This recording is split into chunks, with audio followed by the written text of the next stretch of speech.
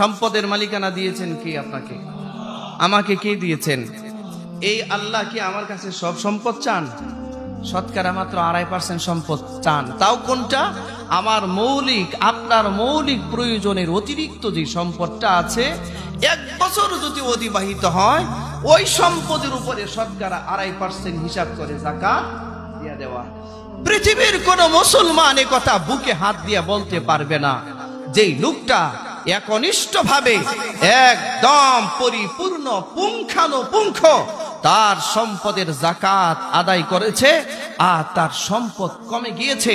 পৃথিবীতে সারা ওয়ার্ল্ডে এর একটা দৃষ্টান্ত কেউ দেখাতে পারবে না। পারবেন? সম্পদের যাকাত দিয়েছে কেউ আর তার সম্পদ কমে গেছে, এমন কোন দৃষ্টান্ত আছে পৃথিবীতে? আল্লাহ বলেছেন সম্পদ দিয়েছি আমি। এই সম্পদের মধ্যে তোমার দেহটাকে যেমন রমাদানের সিয়ামের মাধ্যমে পবিত্র করবা, রোজার মাধ্যমে, তারাবির মাধ্যমে, সাহারির মাধ্যমে, ইফতারির মাধ্যমে যেভাবে পবিত্র করবা, এভাবে তোমার যে সম্পদটা দিয়েছি এই সম্পদটাও যাকাতের মাধ্যমে পবিত্র করো। আমি আল্লাহ তোমার যেই সম্পদে যাকাত আদায় করা হয় এই সম্পদটাকে বাড়াবার দায়িত্ব আমি আল্লাহ দিলাম। আমি আল্লাহ যেই সম্পদ বাড়ায়, বলেন ইয়ামহাকুল্লাহুর রিবা ওয়া ইউরবিস সাদাকাত। কোরআন মাজিদে আল্লাহ বলেছেন রিবা, সুদকে আল্লাহ ধ্বংস করে দেন, আর সাদাকা অর্থাৎ এই যাকাত পদ্ধতিকে আল্লাহ বাড়ায়া দেন। আল্লাহ এই সাদাকার মধ্যে বরকত দান করেন, বরকত। আমার ভাইয়েরা, সম্পদের যাকাতটা দেওয়ার নিয়ত আছে তো সবাই? মেহেরবানি করে লুকোচুরি করবেন না কেউ, মেহেরবানি করে লুকোচুরি করবেন না।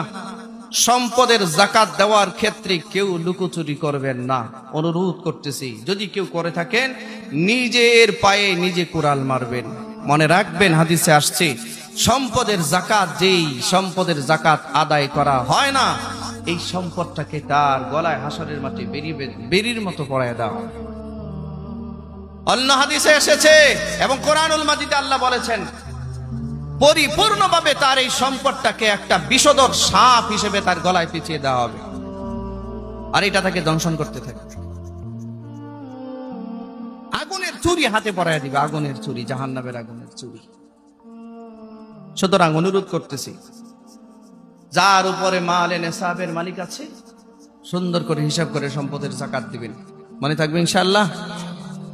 7.5 ভরি স্বর্ণ অথবা 52.5 ভরি রূপা অথবা তার সমপরিমাণ নগদ কোন অর্থ, ব্যাংকে থাকুক, ডিপোজিটে থাকে, যেমনি থাক বা হাতে থাক, অথবা তার সমপরিমাণ কোন ব্যবসায়িক পণ্য, অথবা তার সমপরিমাণ কোন বাড়ি ভাড়া, অথবা তার সমপরিমাণ কোন জায়গা কিনছেন ব্যবসার উদ্দেশ্যে, বাড়ি করবার উদ্দেশ্য নয়, ওইটার উপর শতকরা 2.5% হিসাব করে যাকাত দিতে হবে।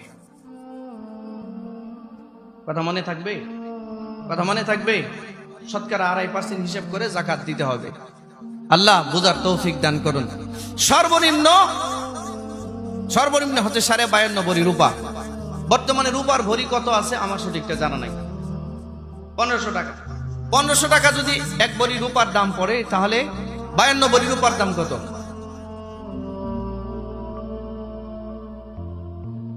ধরেন 80,000। 80,000 ধরেন।